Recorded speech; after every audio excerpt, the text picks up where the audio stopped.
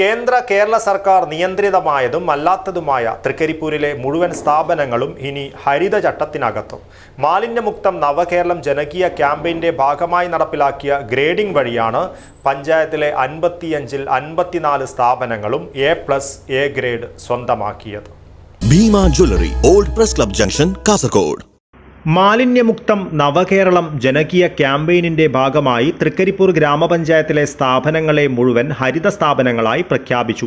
ജൈവമാലിന്യ സംസ്കരണ ഉപാധികൾ സ്ഥാപിക്കൽ, അജൈവ മാലിന്യ ശേഖരണത്തിന് ബിന്നുകൾ സ്ഥാപിക്കൽ, ജലസംരക്ഷണ പ്രവർത്തനങ്ങൾ, ഊർജ്ജ സംരക്ഷണ പ്രവർത്തനങ്ങൾ, സൗന്ദര്യവൽക്കരണം, ഹരിത നിയമങ്ങൾ പാലിക്കൽ, ശുചിത്വ പ്രവർത്തനങ്ങൾ എന്നിങ്ങനെ വ്യത്യസ്തങ്ങളായ പ്രവർത്തനങ്ങളെ വിലയിരുത്തിയാണ് ഗ്രേഡിംഗ് നിശ്ചയിച്ചത്.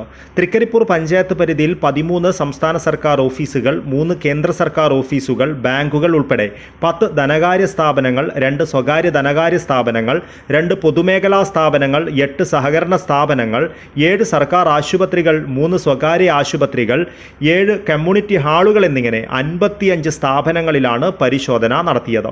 55-ൽ 54 സ്ഥാപനങ്ങളും A+ ഗ്രേഡ് നേടിയ സാഹചര്യത്തിലാണ് പഞ്ചായത്ത് തല ഹരിത സ്ഥാപനങ്ങളുടെ പ്രഖ്യാപനം നടന്നത്. നിലവിലെ നേട്ടങ്ങൾ നിലനിർത്തിപ്പോകുന്നതിനും എല്ലാ സ്ഥാപനങ്ങളെയും A+ നിലവാരത്തിൽ എത്തിക്കുന്നതിനുമുള്ള പ്രൊജക്റ്റുകൾ തദ്ദേശ സ്വയംഭരണ തലത്തിൽ ഉണ്ടാക്കേണ്ടതിൻ്റെ ആവശ്യകതയും യോഗത്തിൽ ചർച്ച ചെയ്തു. CH ടൗൺ ഹാളിൽ ഗ്രാമപഞ്ചായത്ത് പ്രസിഡന്റ് VK ബാവ പഞ്ചായത്ത് തല ഹരിത സ്ഥാപന പ്രഖ്യാപനം നടത്തി.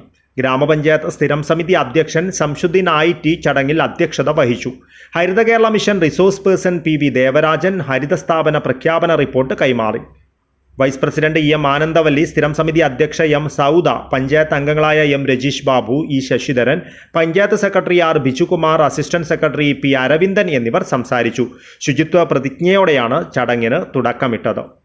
ഉറുമീസ് തൃക്കരിപ്പൂർ, ന്യൂസ് ബ്യൂറോ, ചെറുവത്തൂർ.